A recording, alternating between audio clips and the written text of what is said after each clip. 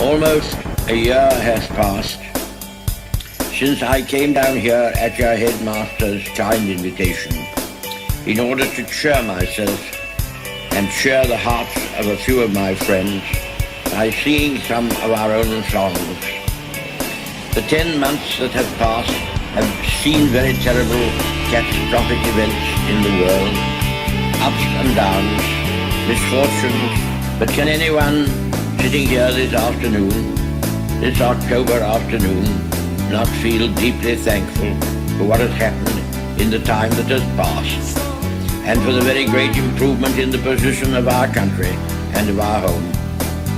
Why, when I was here last time, we were quite alone, desperately alone, and we had been so for 5 or 6 months.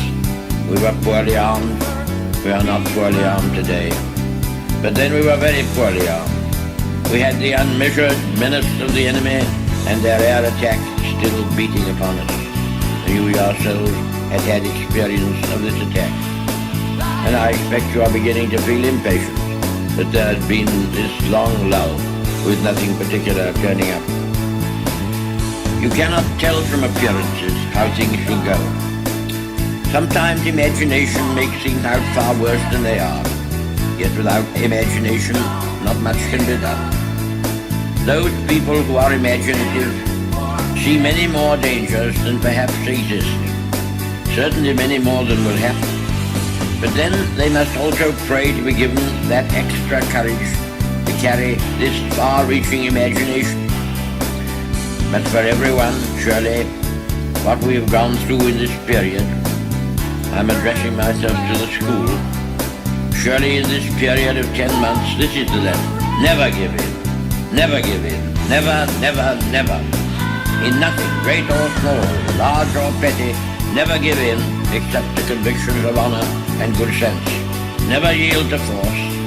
Never yield to the apparently overwhelming might of the enemy.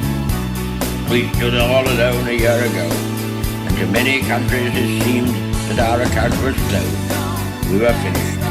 All this tradition of ours, our school history, our songs, this part of the history of our country, all were gone and finished and liquidated. Very different is the mood today. Britain, other nations thought, had drawn a sponge across her slate, but instead our country stood in the gap. There was no flinching, no thought of giving in. And by what seemed almost a miracle to those outside these islands, though we ourselves never doubted it, we now find ourselves in a position where I say we can be sure that we have only to persevere to conquer. You sang here a verse of a school song. You sang that extra verse written in my honor, which I was very greatly complimented by, and which you have repeated today. But there is one word in it I want to alter. I wanted to do so last year, but I did not venture to. It is the line, "Not less we praise in darker days." I've obtained the headmaster's permission to alter darker to sterner. Not less we praise in sterner days. Do not let us speak of darker days. Let us speak rather of sterner days. These are not dark days. These are great days. The greatest our country has ever lived.